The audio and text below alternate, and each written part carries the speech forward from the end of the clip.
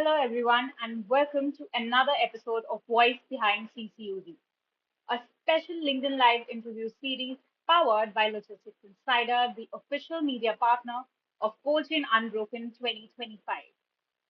As many of you know, Cold Chain Unbroken, now in its eighth edition, has grown into India's foremost platform for advancing innovation in temperature controlled logistics. Taking place on the 18th and 19th of September at Novotel Hyderabad Airport, CCUB 2025 will bring together over 400 plus global delegates from 25 different countries, creating a powerful convergence of CXOs, regulators, innovators, and policymakers. This year, the conversations will dive deep into how coaching solutions are transforming industries like pharmaceuticals, perishables, biotechnology, and agri-tech, driving both patient safety and supply chain excellence. Through this series, Voice Behind CCUB, we aim to spotlight the change makers, the thought leaders, and the organizations who are shaping the future of cold chain logistics and making CCUB the transformative forum that it is today. So, for today's episode, we are bringing you a voice from the pharma industry, Mr. Vijay Bhaskar. With over 26 years of experience in supply chain and manufacturing management, Mr. Bhaskar has played a pivotal role in streamlining operations and driving efficiency in the pharma sector. His career highlights include successful leading ERP SAP deployments as a business lead, bringing business processes with technology to deliver operational excellence. Now, as part of our Voice Behind CCUB series, we are excited to hear his perspective on how cold chain logistics is evolving to meet the growing demands of the pharma industry. Welcome on the show, sir. Thank you. It's a pleasure to have you, sir. Uh, I I want to start this interview by asking you, considering you've been your portfolio of 26 years has been at the forefront of innovation, especially in the life sciences. So I want to start by asking your perspective on the key challenges that are still continuing to come in the way of an end-to-end cold chain and hampering its integrity for the critical medicines and vaccines in India. Carmi, thank you first of all for that wonderful introduction.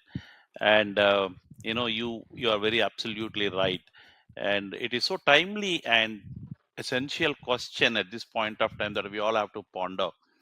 Let me tell you, all the global pharma organizations, who are involved in the life sciences innovation, they persistently they're having challenges in maintaining the end-to-end cold chain integrity of the medicinal product that require particularly the temperature controlled solutions that is very important for those products to be intact.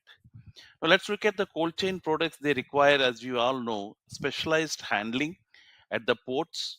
But if you look at many ports and the facilities that we have, there's always an opportunity for improvement in the infrastructure that is provided and also the resources and the trained personnel those are available.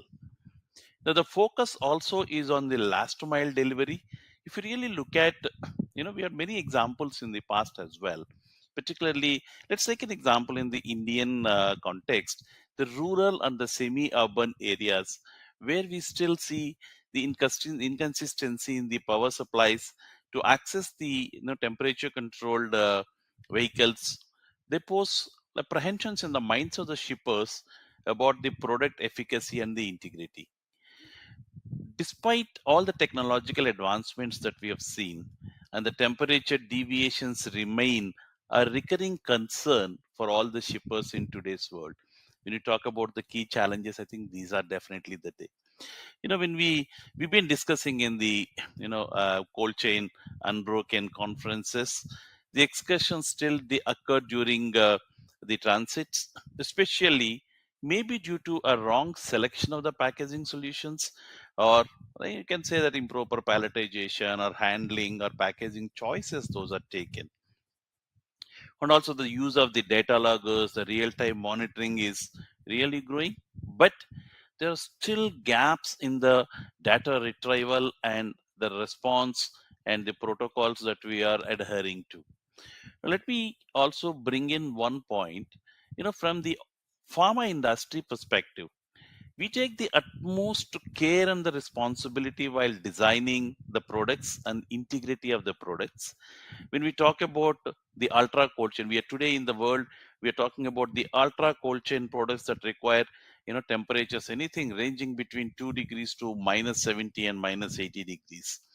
These put greater threats of the products integrate in efficacy if you are not handling those products and then delivering them to the patients in the with the right integrity to the patients. That's becoming a really a bigger challenge. We also have to comply with many regulatory, and then we also have to handle a lot of operational concepts complexities. If you we need to proactively identify those risks much before we actually start shipping anything, put actions to mitigate those, especially around either the labeling, the communications that we are making with all the partners who are involved in handling these the temperature control consignments. Kavi, hope that answers your question. Yeah. Well, it did very well. You talked about from infrastructure gaps to also how patient safety is at the heart of everything. And you very well mentioned about how, as a pharma industry, you guys prepare the product, whether it's a vaccine or a tablet, with utmost accuracy and precision. And it's obviously this happening when the same product does not reach the patient for which it's meant to. So it's only right if I ask you the next question on, from your personal experience, how are you ensuring quality and compliance across multiple partners, across geographies, and across different regulatory frameworks? Because I'm sure when you're working for the pharma industry, you are in collaboration with a lot of partners, and even a slightest of slip from a single chain in the entire supply chain can cause damage to the product and ultimately cost a patient's life. So if you could answer on that. That's very good, valid question. I know when I'm challenging my service partners, they also challenge me. Then how do you ensure as a shipper? Now, what we do is from the design of the product till it is delivered to the patient, and the route that I am going to take this medicine to the patient, we take we actually frame a kind of a process step, and each step what precautions that we need to take, starting from once the product is packed, when it is transported from my packaging operations to my warehouse. From there, how am I managing? We map everything in the warehouse, we validate, we qualify the area, and continuously the temperature monitoring is done. And definitely when we are actually transporting these temperature sensitive products to the patients, we also expect all the partners who are involved in handling that product to look at and monitor a very similar way so that we all can serve the patients better. Now next, when I hand over the consignment to the patient, I mean rather to the service providers, we also record the temperatures and we actually activate the data loggers. And definitely today we are looking at a continuous monitoring with all those the containers having those the monitoring mechanisms, GPS systems, for us to understand if there are any risks during the transit time. So once that is done, we also look at do a kind of a survey where the ports are handling these consignments. Do they have the right infrastructure? For example, coming from Vijay, we are eagerly waiting for Bogapuram to operate. So the recently also in our discussions, we have reviewed that what kind of infrastructure that is needed, because with all the experience of the cargo handling at Hyderabad, Bangalore, or Mumbai, I mean, we expect the Bogarapuram airport to have improved version of the existing infrastructure, because we've got so much of learnings from all these years. So how do we really handle that? And as shippers, we are also concerned when the consignment changes hands or moves different legs, how are these handled in those tarmacs? So these are beginning. We do take care of all the design of the product. We do the Yeah. simulation studies how the product is exposed to during the transit time.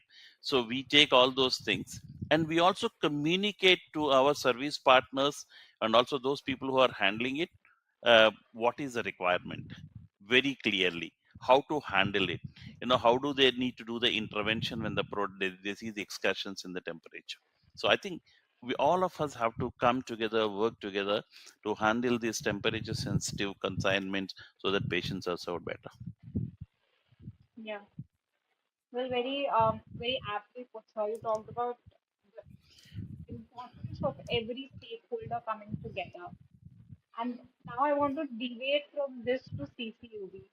CCUB is an event which actually brings different key stakeholders together. It has been doing that for the past 7 years now. It's the eighth edition.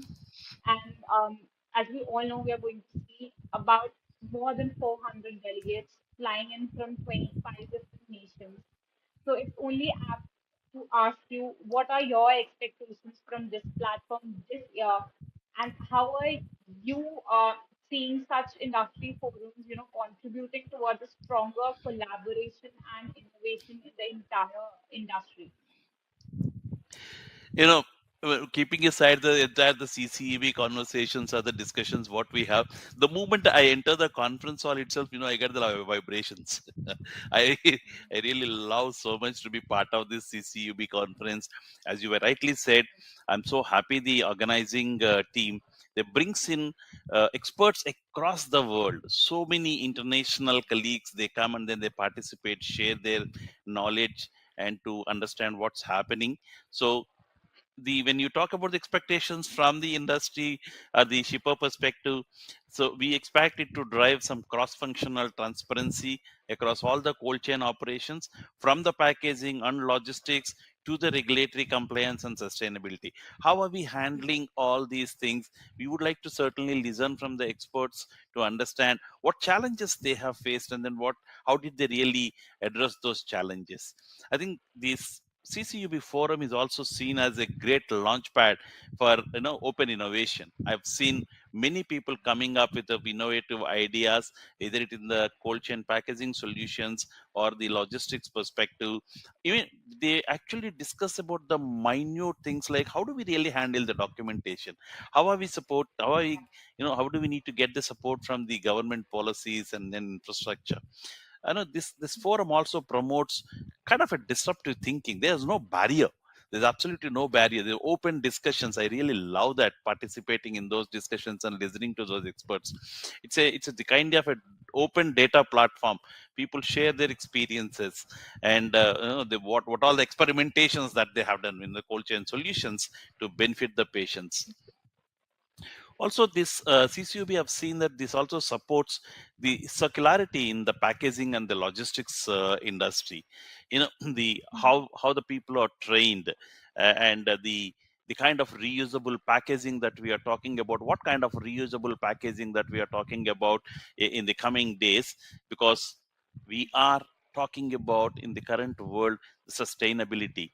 How are we making use of leveraging the biodegradable materials in bringing the packaging solutions? And how are we working as a team together, as an ecosystem together, to help the decarbonization strategies? These are all some of these expectations, certainly from the CCUB and the forums like CCUB, which is international in nature.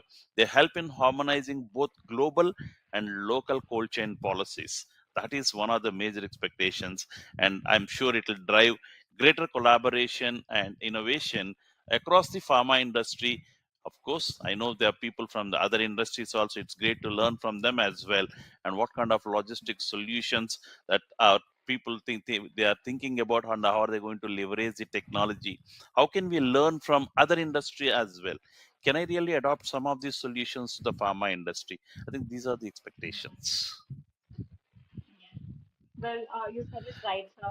I have also been part of CCUB in consecutive years now, and I can definitely say it is so much more than just the panel discussion. As my generation would put it, the spirits are high and the vibe is definitely right for CCUB, for every industry leader to come and join the platform. Uh, while you were talking about expectations, you did mention also about training and sustainability. Yeah. And I want to dig into the sustainability part of it and ask my next question around that. We all know how important sustainability is in entire logistics and supply chain domain. It has become boardroom discussion, a topic of boardroom discussions. It is now the heart of every supply chain. Even the newer brands that we are seeing, who might not be a pharma brand, but a perishable brand, or even any industry, they are keeping sustainability at its core because that's what a customer is demanding. So, from a pharma industry perspective, how are pharma shippers, pharma supply chains actually balancing the need for temperature assurance with sustainable packaging and greener supply chain practices? If you could put some light on that, sir. Absolutely, Karvi. I think this is one of the most talked about subjects wherever you go in the world today. Sustainability is the number one thing. I mean, without touching on the sustainability, I don't think any conference is really complete in today. I think pharma is no exception from that perspective. I think we, as an organization, we also have a global program to support the sustainability. We even measure how much of a carbon emission can come from a specific consignment that we are handling, whether I'm handling through air cargo or an ocean cargo. To that extent, a program is being run to support the sustainability program at a global level. If you look at the pharma cold chain, we must maintain strict temperature controls. We don't have a choice. I mean, it can range from 2 to 8 degrees or even up to minus 80 degrees. I mean, recently we have seen the challenges or the needs, the demands of vaccine transportation kind of a thing. But this does not mean that we really compromise on sustainability, because sustainability is a top priority. We have to balance when we are designing the products also. uh, every industry leader, I've also heard, luckily I've also heard from other industries also how much they are doing for the sustainability. uh, Even pharma is also involved in all the pharma leaders are involved across several dimensions in helping the sustainability project. For example, use of bulk reusable coolers is one of the options that we really think about, or biodegradable liners, or whatever the materials. Completely no, say no to the single use plastic, or think about how can I use multi-use shippers that reduce the refrigerant needs or the water usages. But like I said, absolutely no to the single-use plastic. That's a norm that we have adopted, at least in our organization, and continuously focusing on usage of reusable materials and designing the packaging solutions that can be reused and recovered, so that I'm doing my bit of a contribution for improving the sustainability. Some of these solutions help even the consume less energy. That way the sustainability program is also helped from that perspective, and which will also help in reducing the emissions during the cold storage as well. And we are also encouraging all our service providers to use, in fact, the electric vehicles. Good thing is that one of our partners is really seriously thinking of bringing the electric EV trucks, so that they can also contribute to the sustainability. So happy to see that across the industry at multiple levels, everybody is really thinking of sustainability and how can we come together so that the all the efforts to consolidate can really help the human lives. Yes, that's definitely great to hear, sir. We have talked about sustainability. There is one more topic which has to be talked about when we talk about supply chain, which earlier people were hesitant about adopting, but now they cannot ignore it, and it is technology. Ah, Data is king is what we have heard, and we keep on hearing it every conference. But to be honest, it is only from the past year or two that I've actually seen organizations be open about adopting technologies and sharing their data, because there is always been a hesitance when they share data, which actually leads to a barrier when it comes to data visibility. So I want to ask, what digital tools or innovations are being adopted in the industry for real-time monitoring and prediction when it comes to decision making in the cold chain? I mean, you are really a fantastic question because sustainability, technology, cold chain solutions, these are the top priorities for the pharma industry today. And technology and data visibility are really, really transforming the supply chains. Uh, as we all know that the transportation is the critical link in the cold chain, this thing tasked with the responsibility of ensuring that the temperature sensitive goods are moved from one warehouse either to the next point or to in the supply chain uh, wherever that needs to be delivered either to the another warehouse or the end consumer. It's a complex process, definitely, when we are talking about cold chain and then maintaining those ultra cold chain temperatures. It's not an easy thing. It's really complex, and then it's really challenging. That certainly requires some meticulous planning and execution. Now, at the heart of the tech driven transportation in the cold chain is the Internet of Things, what we call. Today we are talking about just not just the GPS. GPS is now, anyway, we have started using where the shippers have started getting the notifications as the consignments move from one place to the another place. We are now talking about the IoT sensors which are installed to the trucks and the containers, which provide the real time data about the shipments. That's what is actually required from, because at least either a shipper or people who are trained in the entire supply chain process, they know when they get an alert when to intervene and what needs to be done immediately. Of course, we also communicate or train our partners also to, when such excursions occur, let's say what is the length of the excursion, when do you need to do the intervention. So these are driven by I just mentioned about some of the sensors. That can be one example. There are many more technologies those are coming up, and that technology with the AI and everything, it is really growing so fast that sometimes it becomes difficult for us to catch up with the pace at which it's really growing as well. And look at the temperature, humidity, the light exposure of the products, or the kind of vibrations it is exposed to during the transshipments. It's important that we ensure that the goods are kept under the optimal conditions during the transit. These are important, and this is what we are really looking at, a technology to provide the input to the shipper or the people who are handling those consignments, so that the product is intact and it is delivered to the patient as needed. Combined with the existing GPS technology, I think the IoT devices are really the enable the real-time data transmission for tracking of the shipments is what it is really we are really looking at from the shipper's perspective.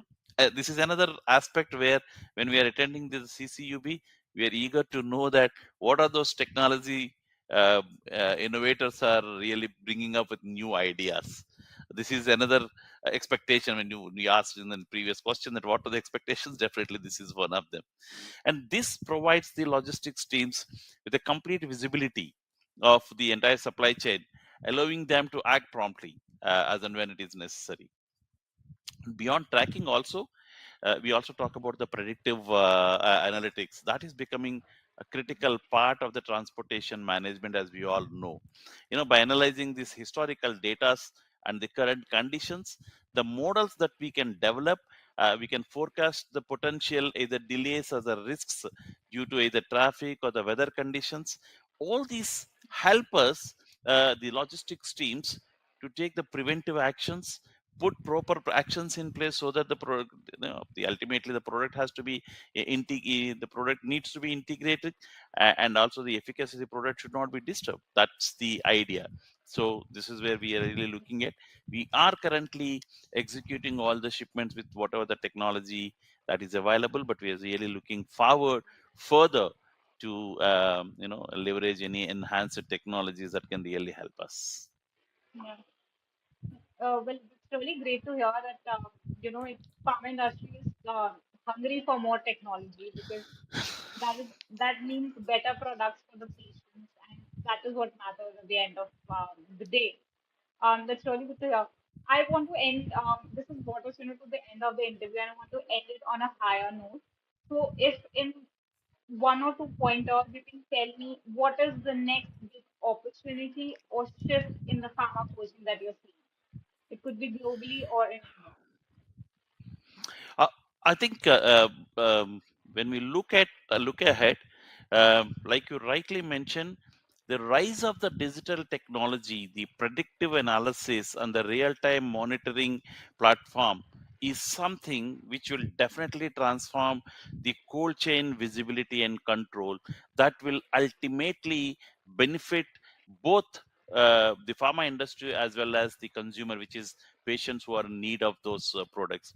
Like somebody in the recent conference, I just got to know that $40 billion worth of product is wasted because the temperature control concerns or wasting those medicines.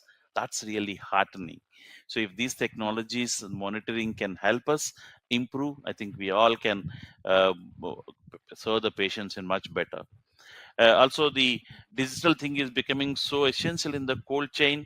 The pioneers to use the simulation models in taking proper steps. I think these are a couple of big steps that we are talking about. As we all know, there are many more products which are coming up. Some of the oncology products and then cold chain sensitive products, they are all in development stage. Biologics, biosimilars, we are talking about new technologies even with the pharma products as well. So considering all these new developments and something, we look at the future in the pharma industry, cold chain logistics are going to play a major role. And we also know that it's been really growing at a fast pace. And also the cold chain logistics, I mean, are being redesigned to meet the net zero goals. We discussed about the sustainability as well, with the innovations in how much lightweight I can use for my packaging, and how can I really bring in the reusable containers, reusable models. How can we make people aware of these carbon emissions? And in addition, the emphasis is to shift towards overall the sustainable aviation fuels we are talking about today. Particularly in India, is talking about the hydrogen fuel, the green energy. I think these all will be adopted by the cold chain along with the logistics industry and the other the pharma industry, definitely yes, and other industries as well. I know there are higher investments in the cold chain as well.